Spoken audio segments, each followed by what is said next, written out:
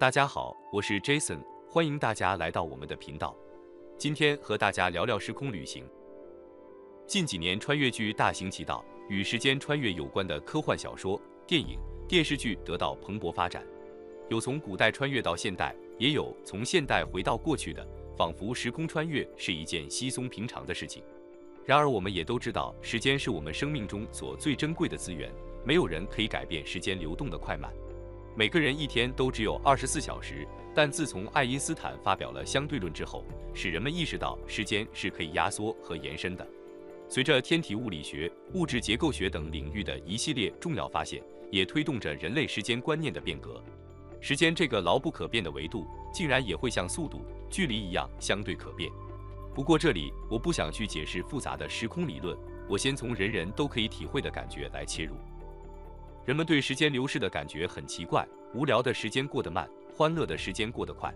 我记得在当兵的时候，每次操练刺枪术，虽然只有几分钟的时间，可是往往感觉好像1-2小时的时间，总是觉得时间怎么过得那么慢。后来长大一点，和女朋友约会，有时候出去吃个饭，逛一逛几个小时，可是却觉得时间过得非常快，好像才几分钟。相信很多朋友也会有同样感觉，欢乐和忙碌的时间，总是觉得时间过得很快，忧伤、难过和无聊的时候，时间就非常慢。我们先来想象一下，如果人们坐高速的太空飞碟出去太空旅行，如果在太空船上的感觉时间和地球不一样的时候，那么人类就有可能穿越到未来，这种情况就有可能会造成天上1日，地上10年的情况。或许在太空船里的时间感觉只有1-2天的时间，可是地球上的时间可能已经过去10年了。当人们对时间感应变慢的时候，是否有可能人们的细胞代谢与生理机能都会变慢呢？如果再搭配一些减缓细胞反应与生理代谢的药物，说不定人们可以延长寿命。假设一个人天天都过得很快乐，他感觉一天过去得非常快。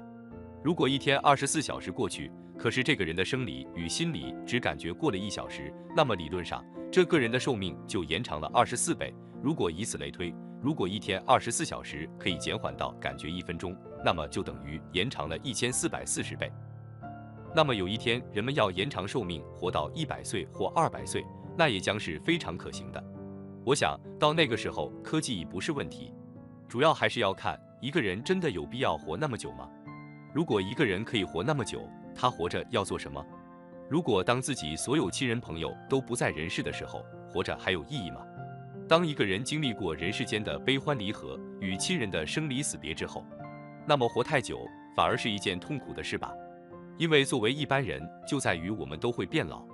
我们都知道自己会有生命的局限，也因为有这个限制，人们才知道生命的无常，了解自己应该珍惜眼前的人事物，应该在自己有生之年做些什么有意义的事情，最后明白自己应该活在当下。可是如果人们知道自己可以长命100岁的时候，那么生命中的惊奇与惊喜将不在，取而代之的将是日复一日的孤寂与无奈，最后甚至要用安乐死来结束自己的生命。我想大家也一定看过科幻电影，太空人利用冬眠装置来度过漫长的太空星际旅行。如果真的未来这种技术可行，但我觉得想要尝试的人一定不多，因为当我们睡醒，那可是100年或200年以后了。那时我们将要用什么心态面对一个未知与自己不了解的世界？就像很多穿越剧的剧情，活在古代的人，如果穿越时空来到现代，总是难以适应现代社会的生活方式，而最终千方百计地想要回到自己原本的时代。所以从这个角度来看，时间旅行的实用价值并不大，充其量也就只有类似于观光或旅行的商业娱乐价值。比如说买张时光旅行券到17、18世纪的时代去参观。可是为了不造成任何伤害，这种时间旅行将会有很多限制，以防止人们回到过去后因为人为的疏失而改变历史。甚至这种旅行必须有严密的监视与控制，以防止有心人士胡作非为，造成危害。如此一来，我想乐趣必然大减。而且这种时空旅行有可能会有潜在的风险与危机，有可能我们一去不回，或是因为时空错乱，造成无法挽回的后果。因此，就算时空旅行真的可行，那么也会产生很多矛盾问题。例如大家所熟知的祖父悖论，就是一个最明显的例子。所以一个新科技的产生，如果弊多于利的情况下，我们就应该思考这种科技存在的必要性。就像现在人们都知道，核能发电所产生的核废料对地球环境有严重的危害与风险。尽管核能发电的经济效益很大，但有越来越多国家已经放弃不再使用，而改用更环保的绿色能源。所以，时空旅行虽然目前科技尚未达成，就算未来科技可行，也会有很多问题产生，因此这项科技的存在意义可能就不大。不过换个角度来看，现代人只要看过各类电视剧、科幻电影，或多或少就已经体验过时空旅行的感觉。我们现在每天看的电视剧、电影里面，不都是让我们的精神与感官游走在各种五花八门、各种时空变化的世界里？但不管这些虚拟世界多么精彩与刺激，最终我们还得回到现实，去扮演好自己的角色，努力生活。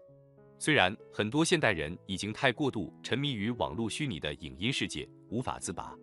但我们最终还是会发现，人生所能掌握的事物实在太少。相反的，如果我们懂得追求精神生活的宁静与安详，懂得发挥自己生活的创意与想象力，那么你就会知道，你的时空将会属于自己，因为快乐的感觉就藏在自己丰富的精神与情感之中。不管你每天有多少时间，懂得善用时间，丰富自己心灵世界的人，才会拥有完全属于自己的时空。我们很难改变时空，但是我们可以选择我们要用什么心态与方式活在自己的时空里。与其穿越时空，不如选择做自己时空的主人吧。不过以上只是 Jason 个人的猜想而已，仅提供大家参考。好了，今天的节目先到此告一段落，在下一期的视频我们会来聊聊四维空间，敬请期待。